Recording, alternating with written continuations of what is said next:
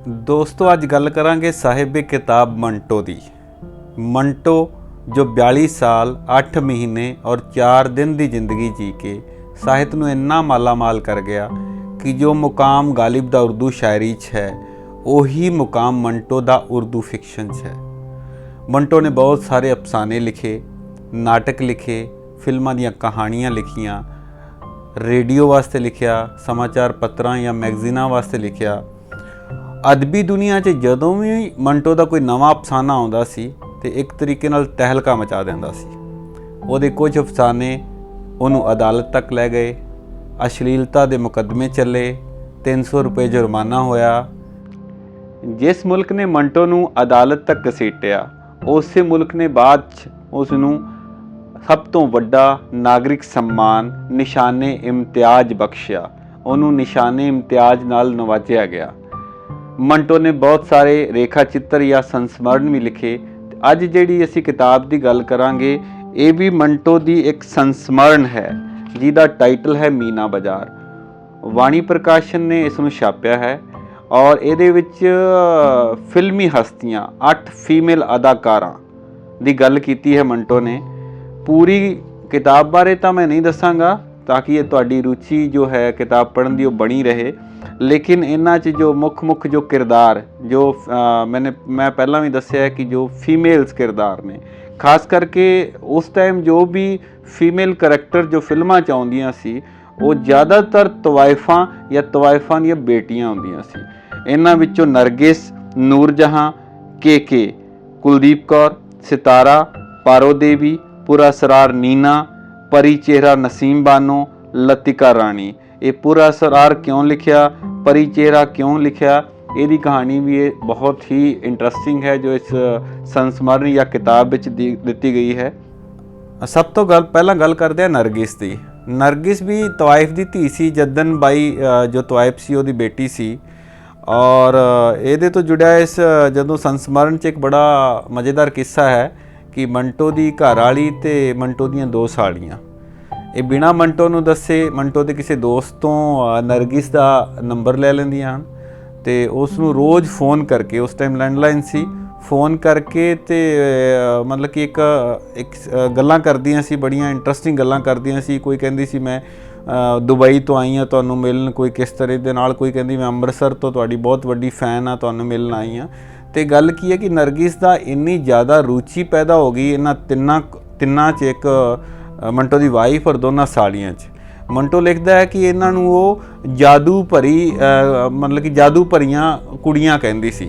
ते शूटिंग के दौरान भी जदों किते इन्हां दा फोन चला जांदा सी ते शूटिंग छड्ड के तुरंत फोन के हैंडल ते उन्होंने फोन नूं रिसीव करने वास्ते पहुँच जाती सी। ये उहदी माँ ने भी ये मन्निया कि इस कुड़ियां ने इन्हां नूं इन्ना ज़्यादा प्रभावित किया कि वो कदे भी अपनी आइडेंटिटी डिस्कलोज नहीं करदियां सी कि असी कौन हाँ। तो एक दिन वाक़या ऐसा होया कि मंटो जो घर आया तो मंटो की वाइफ ने बड़े डरते मंटो नूं कहा कि अज साडे घरे नरगिस ने आना है। तो मंटो बिल्कुल इस चीज़ तो वाकिफ नहीं सी। उन्होंने ये सी कि उन्होंने पड़ोस च भी कोई नरगिस रहिंदी है, शायद वो बारे कोई गल कर रहे हैं। पर जदों उन्होंने पता लग्या कि नरगिस फिल्मी अदाकारा की गल हो रही है तो उन्होंने एकदम हैरानी हुई कि वो साडे घर क्यों आ रही है। फिर उन्होंने सालियां ने बहुत हिम्मत करके उन्होंने पूरा किस्सा दस्या कि असी एवें नरगिस नाल फोन ते गल करदियां सी ते अज उन्होंने असी मिलण दा समा दिता और अज वो साडे घरे आ रही हैं। तो वो की गल्लां होईयां उन्हां दे आउण तो बाद और नरगिस दा किवें दा किरदार सी, क्योंकि फिल्मी किरदार असी जो परदे ते देखते हैं वो अलग होंदा है और जो उन्हां दी असल जिंदगी है ਉਹਦੇ बारे ज़्यादा झात मंटो ने पाई है। दूजा किरदार जो इस किताब में है वो है नूरजहां। नूरजहां और शौकत हुसैन रिजवी जो फिल्मी डायरैक्टर सी, बहुत नामी डायरैक्टर सी, उन्हां दी आपसी प्रेम कहानी, किवें वो एक दूसरे तो दूर हुंदे ने और किवें मंटो एक शरारती तरीके नाल, मंटो वैसे बचपन तो शरारती सी, किवें शरारती तरीके नाल उन्हां दोनां नूं एक दूजे दीयां गल्लां दस के उन्हां नूं वापस जोड़दा है। उन्हां दी शादी हुंदी है और उस तो बाद किस तरीके का इसे संस्मरण दे विच उस टाइम जो युद्ध चल रहा सी उहदा भी जिक्र है, सैकेंड वर्ल्ड वार का भी जिक्र है। उस टाइम जो पार्टीशन का मसला जो चल रहा सी या देश आज़ादी वास्ते जो एफर्ट चल रहे सी, कुछ कांग्रेसी लीडरां दी गिरफ्तारियां बारे भी ये थोड़ा बहुत जिक्र है। लेकिन ज़्यादा जो फोकस है वो ਨੂਰਜਹਾਂ ਤੇ ਹੈ। ਇਸ ਤੋਂ ਬਾਅਦ ਇੱਕ ਕੁਲਦੀਪ ਕੌਰ ਦਾ ਵੀ ਜ਼ਿਕਰ ਆਉਂਦਾ ਹੈ। ਕੁਲਦੀਪ ਕੌਰ ਜੋ ਅਟਾਰੀ ਦੀ ਰਹਿਣ ਵਾਲੀ ਜੱਟਾਂ ਦੀ ਧੀ ਸੀ। ਖਾਸ ਤੌਰ ਤੇ ਕੁਲਦੀਪ ਕੌਰ ਨੂੰ ਸ਼ਾਰਟ 'ਚ ਕੇ ਕਹਿੰਦਾ है। ਉਹਦੇ ਬਾਰੇ ਜਦੋਂ ਲਿਖਦਾ है तो वो कहता है कि मैं जब भी उसका नाम किसी फिल्म के इश्तिहार में देखता हूँ तो मेरी कल्पना में उसकी शक्ल बाद में, लेकिन उसकी नाक सबसे पहले उभरती है, तीखी, बहुत तीखी। ਉਹਦੇ नैन नक्श बहुत ਤਿੱਖੇ ਸੀ। और के ਦਾ जो करैक्टर है वो भी एक बड़ी शानदार औरत ਮੰਟੋ ने ਉਹਨੂੰ ਦੱਸਿਆ। और उस तो इलावा की उन्हें पूरे का पूरा जो अलग अलग डायरैक्टर या उस टाइम के जो फिल्मी लोग सी उन्होंने का किवें दा व्यवहार रहा, बहुत ही मज़ेदार किस्से कुलदीप कौर बारे भी लिखे गए हैं। इस तो बाद जो खास जो करैक्टर है ये विच सितारा, उसनूं जदों तुसीं पढ़ोगे तो पूरी किताब का मुल मेरे ख्याल च उहदे च ही हासिल हो जाएगा कि उहदे बारे मंटो खुद कहता है कि बई सितारा ते तां केस स्टडी होनी चाहिए है। सितारा दे अलग अलग जो रहे उहदे संबंध रहे फिल्मी दुनिया फिल्मी लोकां नाल, वो बहुत ही शानदार तरीके ने मंटो ने बड़ा खुल के लिखे हैं। पर खास गल मंटो दी है कि मंटो किते भी जजमेंट दिंदा होया नहीं नज़र आउंदा। वो किसी भी तरीके नाल किसी दे करैक्टर बारे, किसी दे बिहेवियर बारे कोई भी किसी तरह की जजमेंट पास नहीं करता। ਉਹਦੇ तमाम रिश्तियां बारे गल करके भी आखिर विच ਉਹਦੇ बारे कहता है कि वह बड़ी कद्दावर औरत है, हालांकि उसका कद बहुत पस्त है। वह मुझे मालूम नहीं कैसा आदमी समझती है, मगर मैं उसे बाहैसियत औरत की ऐसी औरत समझता हूँ जो 100 साल में शायद एक मरतबा पैदा होती है। इस तो बाद मंटो पारो देवी की गल करता है। पारो देवी भी पेशे तो एक तवाइफ सी और बाद फिल्मां च अपना किस्मत अजमाउण वास्ते आई।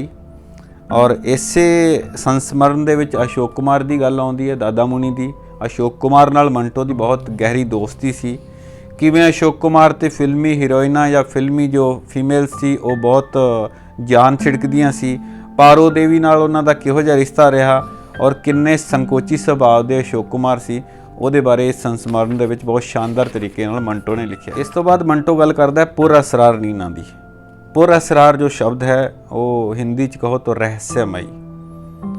ਇਹ ਇਸ ਕਰਕੇ ਕਿ ਜਦੋਂ ਨੀਨਾ ਨੂੰ ਪਹਿਲੀ ਵਾਰ ਫਿਲਮੀ ਪੋਸਟਰ ਤੇ ਲੋਕਾਂ ਦੇ ਸਾਹਮਣੇ ਲਿਆਂਦਾ ਗਿਆ, ਆਉਣ ਵਾਲੀ ਫਿਲਮ ਬਾਰੇ ਦੱਸਿਆ ਗਿਆ और कई दिन तक ये इश्तिहार लाए गए पुर असरार नीना, पुर असरार नीना, ताकि लोगों के विच एक वो जिज्ञासा पैदा होए कि आखिर ये जो नवी हीरोइन आ रही है ये किस तरीके की हीरोइन है।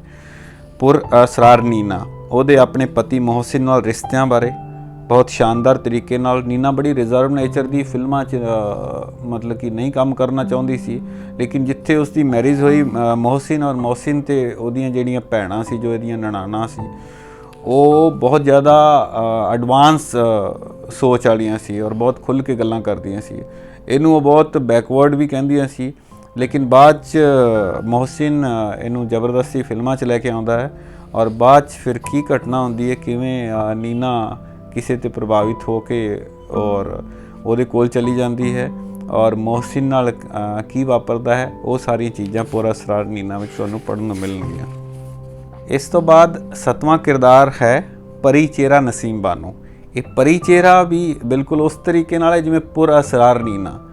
ये भी इश्तिहारां करके उन्हां दा नाम मकबूल होया परी चेहरा। इश्तिहारां ते उन्हां दे नाम दे आगे परी चेहरा उन्होंने कहा गया कि बहुत सुंदर है। उसकी सुंदरता की तारीफ वैसे मंटो ने भी की है। मंटो की ये खासियत है कि वो झूठ नहीं बोलता। वो अगर कोई सुंदर है तो ही उन्होंने सुंदर कहता है, नहीं तो बहुत सारे इन्होंने ही किरदारां दे बारे उन्होंने बड़ा खुल के लिखा कि वो सुंदर नहीं दिखती सी, जिहदा गला अच्छा सी उसदी गले की तारीफ की तो ये कहा कि उसकी शक्ल अच्छी नहीं सी लेकिन गला बहुत अच्छा सी।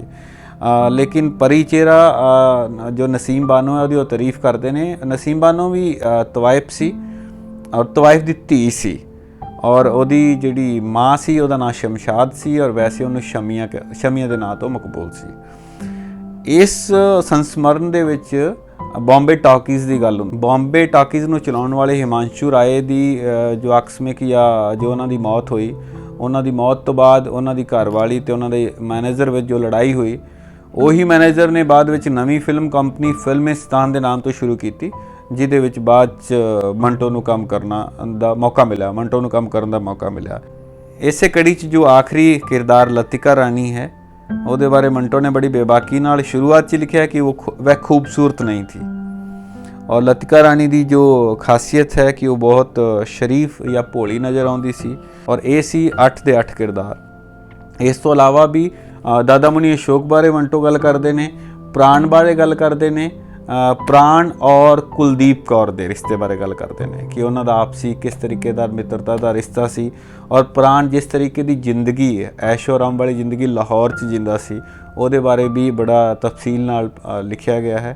इस तो इलावा जो लोग उस टाइम के फिल्मी अदाकारां नूं जानते हैं उन्होंने इन्हां फिल्मी करैक्टर्स का जो फिल्मी चेहरा तो जरूर देखा होगा, लेकिन उस फिल्मी चेहरे के पिछे असल जिंदगी 'च लोग कैसे सन ये हमेशा तो एक जिग्यासा रहिंदी है, एक जानन नूं बड़ी उत्सुकता रहिंदी है हर इंसान नूं। अगर वो ऐसी तुहाडे अंदर कोई उत्सुकता है तो तुहानूं एक किताब जरूर पढ़नी चाहिए है। और मीना बाज़ार मंटो दी। धन्यवाद।